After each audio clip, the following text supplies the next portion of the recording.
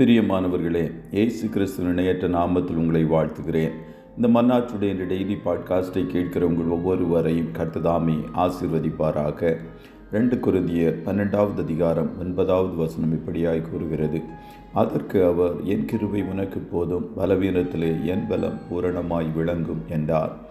ஆகையால் கிறிஸ்துவின் வல்லமை என்மேல் தங்கும்படி என் பலவீனங்களை குறித்து நான் மிகவும் சந்தோஷமாய் மேன்மை பாராட்டுவேன்.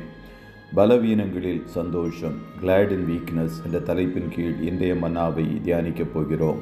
பவுல் தன்னைத்தானே உயர்த்தாதபடிக்கு அவனுடைய மாம்சத்திலே ஒரு முள் கொடுக்கப்பட்டிருந்தது. அந்த முள் தன்னை விட்டு எடுபட வேண்டுமென்று பவுல் முதல் தரம் கர்த்தரை நோக்கி வேண்டிக் கொண்டான். ஆனால் கர்த்தர் அவனுடைய ஜெபத்திற்கு பதில் தரவில்லை. 2ஆம் தரம் அதே விண்ணப்பத்தை பவுல் ஏறெடுக்கும் போது எத்தனை நாட்கள் கழித்து அல்லது எத்தனை மாதங்கள் கழித்து ஜெபித்தான் என்று நாம் அறியோம். ஆனால் 2ஆம் முறை அவன் ஜெபித்த போதும் அந்த முள் அவனுடைய சரீரத்திலிருந்து எடுக்கப்படவில்லை. அவன் ஜெபத்திற்கு பதில் வரவில்லை. முயற்சி திருவினையாக்கும் என்று தமிழில் ஒரு பழமொழி உண்டு. அதுபோல 3ஆம் முறையும் அதே விண்ணப்பத்தை பவுல் ஏறெடுக்கிறான். அப்பொழுது ஆண்டவர் அவனுடைய ஜெபத்திற்கு கொடுத்த பதில் வித்தியாசமாக இருந்தது. ஆண்டவர் அந்த முள்ளை எடுத்து போடுகிறேன் என்று சொல்லவில்லை. முள்ளை எடுத்து போட முடியாது என்றும் சொல்லவில்லை. முள்ளை எடுக்க சில காலம் காத்திரு என்றும் சொல்லவில்லை. மாறாக அவர் சொன்ன பதில், என் கிருபை உனக்கு போதும், பலவீனத்திலே என் பலம் பூரணமாய் விளங்கும் என்று சொன்னார். கர்த்தர் கொடுக்கும் கிருபை அற்புதங்களிலெல்லாம் மிகப்பெரிய அற்புதம் என்பதை அறிந்த பவுல் இப்பொழுது சொல்லுகிறான், இனிமேல் என் பலவீனங்களை குறித்து நான் மிகவும் சந்தோஷமாய் மேன்மை பாராட்டுவேன் என்பதாக. கர்த்தருடைய பிள்ளைகளே, பவுலுக்கு இருந்த முள் ஒருவேளை உங்கள் வாழ்க்கையில் பல விதங்களில் இருக்கலாம். எதிர்பாராத கவலைகள், கஷ்டங்கள் வாட்டி வதைக்கலாம். மனிதர்கள் மூலம் வருகிற நெருக்கடிகள் அதிகமாக இருக்கலாம். வேலை ஸ்தலங்களில் எஜமான்கள் மூலம் மாத்திரமல்ல, கீழே பணிபுரிபவர்களின் ஒத்துழைப்பு இல்லாமல் மிகவும் பாரப்படலாம்.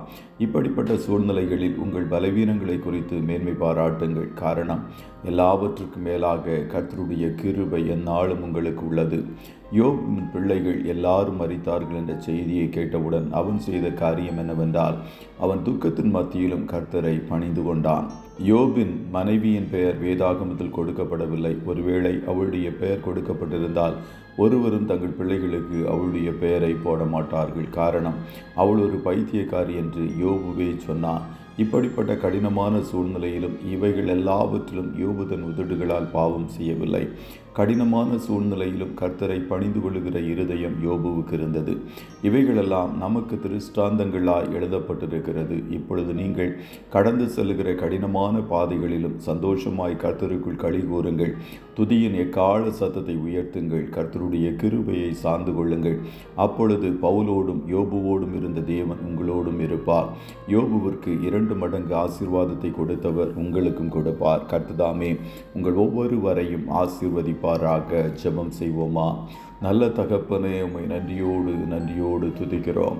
இந்த மன்னாற்றுடைய இந்த டெய்லி பாட்காஸ்டை கேட்கிற உடைய பிள்ளைகள் ஒவ்வொருவரையும் கர்த்தர் ஆசீர்வதிப்பீராக.